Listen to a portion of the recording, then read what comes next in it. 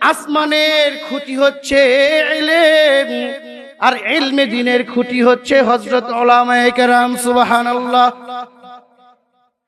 আসমানের খুঁটি ইলম, আর এই ইলমে দ্বীনের খুঁটি হচ্ছে উলামায়ে কেরাম। অর্থাৎ উলামারা যতদিন দুনিয়াতে আছে ততদিন আসমান ঠিক থাকবে, জমিন ঠিক থাকবে।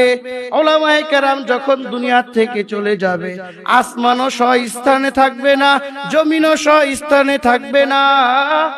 আগের যুগে পয়গম্বর আলাইহিস সালাতু ওয়াস সালামরা ইলমে দ্বীনের ধারক বাহক ছিলেন। তাদের জন্য পূর্ব দিগন্তে সূর্য উঠেছে, পশ্চিমে ডুবেছে। তাদের জন্য দক্ষিণের হাওয়া বয়েছে। তাদের জন্য নদীতে জোয়ার ভাটা হয়েছে। তার পরবর্তীতে সাহাবায়ে কেরাম, তাবেঈন, তাবে তাবেঈন, আইম্মে মুজতাহিদিন, সিদ্দিকিন, সালেহিন, বুজুর্গানে দ্বীন। এরপরে বর্তমানে হযরত উলামায়ে কেরাম বর্তমানে বহাল আছেন। আলেমদের জন্যই পূর্ব দিগন্তে এখনো সূর্য উদিত হয়ে পশ্চিমে ডুবে। আলেমরা আছি বিদায় এখনো দক্ষিণে হাওয়া বয়। আলেমরা আছি বিদায় চন্দ্র সূর্য তার গতিপথে চলে। আলেমরা আছি বিদায় এখনো নদীতে জোয়ার ভাটা হয়।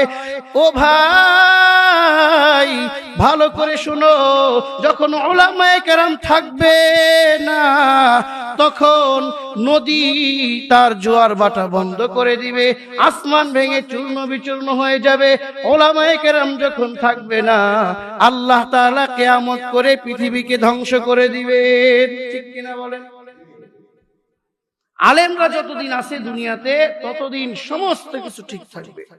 আলেম থাকবে না তো দুনিয়া ধ্বংস হয়ে যাবে, চূর্ণ বিচূর্ণ হয়ে যাবে।